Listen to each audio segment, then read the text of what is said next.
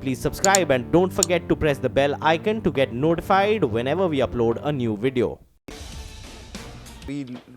Former RBI Governor Raghuram Rajan has sent a note on causes, cures of NPAs to the Estimates Committee. We learn from sources that Raghuram Rajan, former RBI Governor, has sent a note on the causes and cures of NPAs to the Estimates Committee. Lata Venkatesh joins us with more details. Lata. Yeah, if you remember, about a couple of weeks back, we had broken the story, and it was widely reported that the Estimates Committee, under the chairmanship of Murli Manohar Joshi, had asked or requested the former RBI governor to come and explain to the committee what had gone wrong with the NPAs. And we also learned that, of course, the former governor could reply from and was not asked to come in person. This request came from the Estimates Committee after the former CEA, Arvind Subramanian, while deposing to the Estimates Committee, had said that former Governor Rajan had identified the NPA issue pretty early in his regime. Now, the Estimates Committee has obviously asked the former governor to explain everything, the origin, the progression, the expansion of NPAs, the causes for all that, and who are the parties to be blamed for it, what is the way forward. So apparently a very comprehensive note has gone from the former governor, dated the 6th of September, so about 4 days back, late last week. And among the causes that he has identified is that it goes way back to 2006, 2008. Most of the loans that we now call NPA were given then. And why were they given then? And how were they made, those loans designed? The period up till 2006 saw extraordinary performance by infrastructure companies in particular, and other companies in general. And therefore, there was over-optimism, like the rest of the world, over-exuberance during that period. Bankers did very poor diligence for future loans, or more than diligence, they overestimated the growth of the Indian economy, whether it was road traffic or freight or use of steel. Everything was overestimated, assuming that India will always grow at the rate it grew from 2003 to 2008. So many of them were, and those estimates went awry when the global slowdown hit.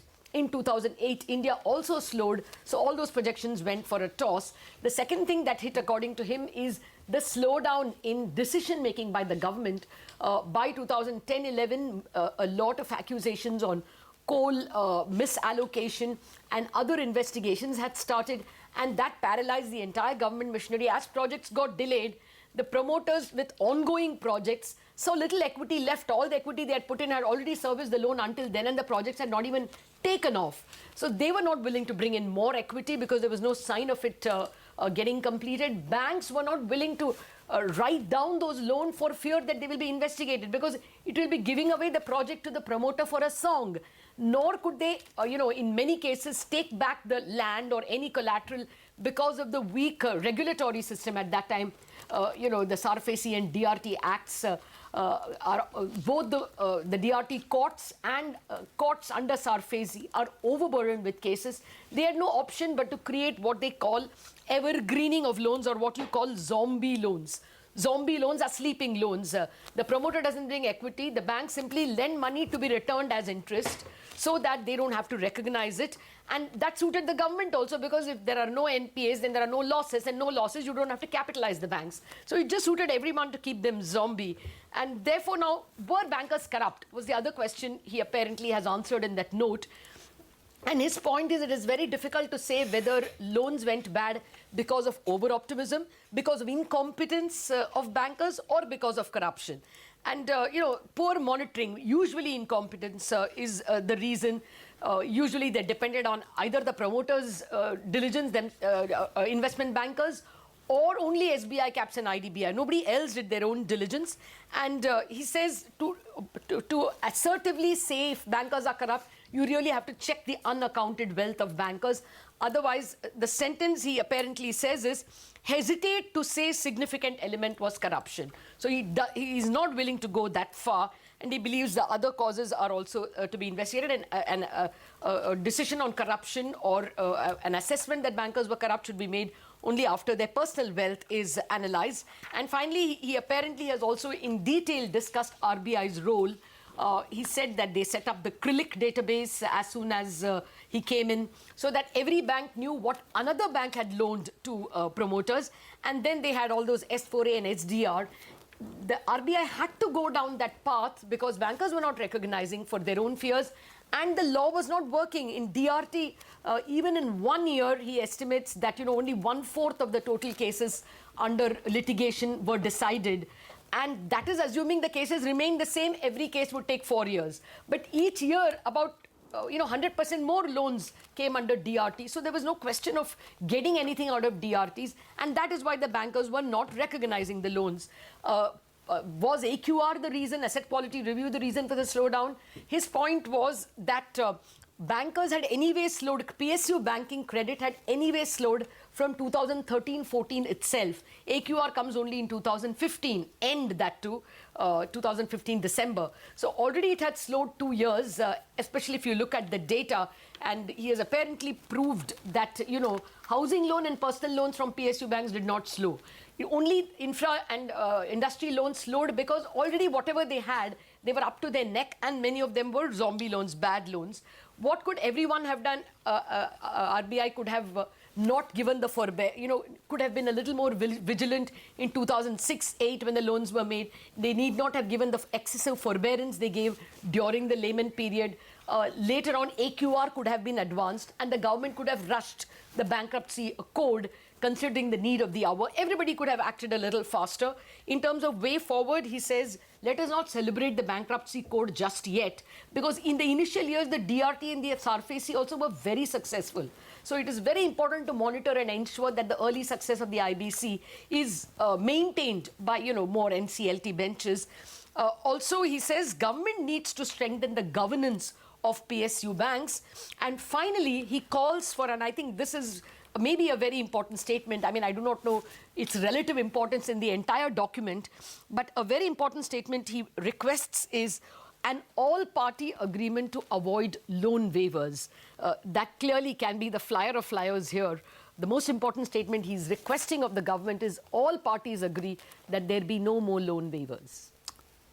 All right, Lata, thanks a lot for that. There will be no more loan waivers. That should come as a sentiment positive as well as a request. Okay. That the government, all parties agree and sign an agreement or whatever. That is his hope. All right, so that's a hope. We will watch out for that. But currently the market is hoping for some respite. The Nifty is down about 115 points.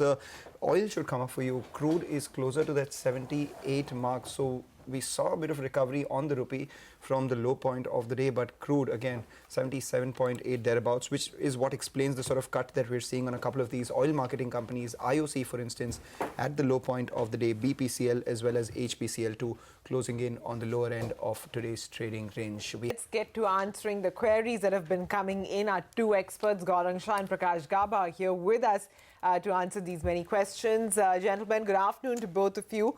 Our first query comes in from Twitter. Tony Ahuja has written to us. He says he's holding 550 shares of GREAVES cotton for the last 8 years. He's not mentioned his buying price, I think. He now wants to know what he should do with his investments over here and whether or not it's time for him to book profits. Gaurang, let me come to you first on this. GREAVES cotton, somebody who's been there for 8 years, what would you tell him to do? Thanks for that, Sumira, and good afternoon to all of you all. Well, we do maintain a positive coverage on GREAVES cotton, and more importantly, I think they have spent a lot of money into R&D, and launching of diesel engines for three-wheelers is going to pick up space. Also supplies equipments to the agri sector as well. So if you have a little bit more time on your side, you can definitely stay invested. I think close to about 185 or 200 levels, that's where the targets are. You can possibly take money off the table at those levels. Prakash, your view on GREAVES cotton over the last 12 months, it's moved from about 120 odd to about 160. Well, if he's bought 8 years back, perhaps I would say that he's bought closer to 40 zones. He's trading at 155. I think I like the structure. Structure is positive. Very strong support around 120 zones. Is a consolidation. I think it's a hold. His cost is so low that he can continue holding it. In case he wants to lock in the profit, needs a stop, then he should have a stop below 110. If that goes, he goes and locks in his profit. Because 8 years back, he's bought it somewhere closer to 30 or 40 zones. All right, so Tony, I hope you were listening into that 110. Don't forget that level. That should be your stop loss. Up next, Mrs. Paramita Bhattacharjee has written to us from Kolkata. She has 50 shares in RBL Bank at 586 rupees. She bought it just about 2 weeks back. She's a long-term investor and wants to know what she should do. Prakash, close to 600 is what her acquisition price is. She says she's a long-term investor. What's the best upside that you see over, say, the next 1 to 2 years? Well, one thing is, it's trading at an all-time high, Sumera. When a stock trades at an all-time high, we normally say that why put a ceiling? It can continue making new high. It's a blue sky territory. But one thing for sure, there's a very strong support between 470 and 575 zones. This zone is a good consolidation on a higher term time frame basis, which basically means it's gone up and crossed that. So it's not coming down. If it comes down, in fact, there's a buying opportunity. Continue holding it. Looks like we may even see thousands. Of course, that may take its own sweet time for that, but so far the structure has looked good and it's a buy on dip stock. Gaurang, would you concur with what Prakash is saying? I would definitely do that, and I hope Prakash has actually hit the hammer on the nail by mentioning levels of 1,000. In fact, Mangalam, this is one stock wherein we also had come out with a subscribe note on the IPO. Post the listing, you saw great performance, and then it consolidated at 500 for almost about 3-4 months. I stand corrected if Prakash can throw light on that as well. But since those levels, I think the move has come out quite smartly, and in fact on the earnings front, Mangalam, we expect a huge upside on the stock prices. So long term, continue to hold on RBL Bank. I'd like to inform Gaurang, it's 15 months of consolidation, and that's a long consolidation. All right, so moving out of a long consolidation, that's the word coming in from Prakash, and you are also unequivocally positive on this stock. With that, we move on to the next one. Mr. G. Kulkarni calls us from Karnataka with a query. Mr. Kulkarni, go ahead. Good afternoon, sir.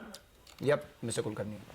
Good afternoon, sir. I am holding 20 Lakshmi machine since from 7 months, sir. Right. But will not going up same rate maintaining. Any futures about bonus shares? Okay. Why would you want bonus shares, Mr. Kulkarni? Because usually, when you get bonus shares, the price halves. So in effect, nothing really happens, right? Yes, sir. Okay, fine. It will not moving. Same rate is going. Okay. It will move sure, or can I wait or sell? We shall ask our experts then. Prakash, Lakshmi machine works. They say it's the best of the best when it comes to textile machinery.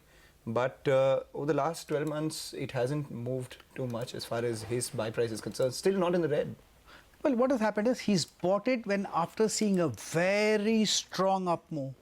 And thereafter, what we are seeing is, normally what we have seen is when you make a strong up move, there's some kind of a consolidation or a correction that happens. Now what we are saying is a correction. On a higher time frame basis, Lakshmi machine tool is a very good chart to work with. In fact, if a correction comes, that's a buying opportunity. Bought at higher prices, in case he wants to add, hold on to it, add to it.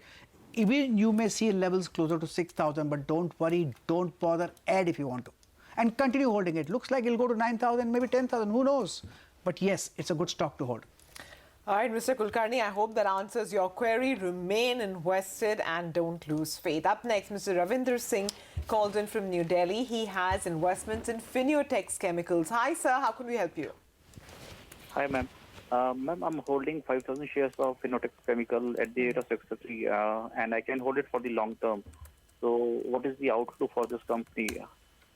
Okay, any reason you chose FINEOTEX? I mean, is it part of a larger portfolio, or is this one of the few bets that you have in the equity space? Yes, right. Yeah, right. So it's part of my portfolio. Okay, so you do have a larger portfolio. Gaurang, it looks like Mr. Singh has a decent sized portfolio. FINEOTEX is one of the stocks that he has chosen. Unfortunately, he's making quite a bit of a loss. I think from the levels that it saw in Jan, it just couldn't come back to it through the year. What would you advise him? I mean, should he just book out, look for opportunities elsewhere?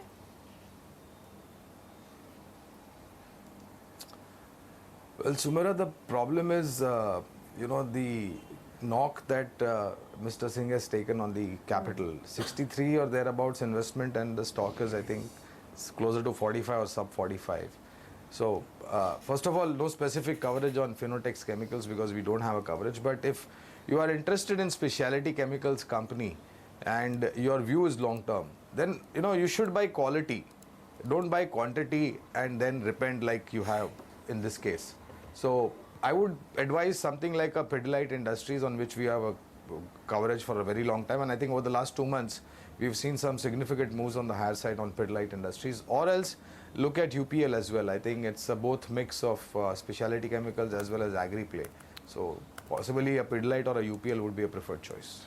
All right, a Pidilite or a UPL would be a preferred choice. He is losing some capital, Prakash, on FINEOTEX chemicals. Fundamentally, people talk about their neem business as well. Neem, not neem, the mosquito repellents that they're talking about. What would you say on the charts? Before I speak on the chart, I'd like to tell you a little. I remember buying the stock. Once I was scrolling the charts on a weekly basis, I found this opportunity. I picked up the stock. Thereafter, I continued holding the stock. It never gave me a sell. It gave me splits, bonuses, dividends, and whatnot. Not dividend, but a lot of things. At one point of time, I had over a lakh of quantity in this stock. Oh. Every 1 rupee up was giving me 1 rupee up, down, and one leg down. One point of time, I just exited it all. I had no idea what the stock is doing. You tell me it's just some chemical. I have no idea. But technically, I had bought the stock. I'm not in the stock. But looks like there is a consolidation at 40 zones. It might come back to 140 zones again. If it comes to 40 zone, there we could see a support. Again, a bounce will come. Bounce might take it to around 60 zones. So just see how you play with this. I have no idea what this company does, but I'm out of this stock. It's very interesting that you look at technicals and you buy a company which you do not know what it does. Okay, Mr. Singh, I hope you heard that answer, and I hope that's working for you. Basically, fundamentally, this isn't the best of the lot. There are much better plays out there, like Gaurang told you. And technically, though, Mr. Gaba says that it could come to levels of 40, from where on a bounce could take you to 60 plus. So it's basically, you've already made a bit of a loss. Do you want to remain invested and see that if that bounce at 40 can take it to higher levels and exit over there? Or you want to bite the bullet now? That remains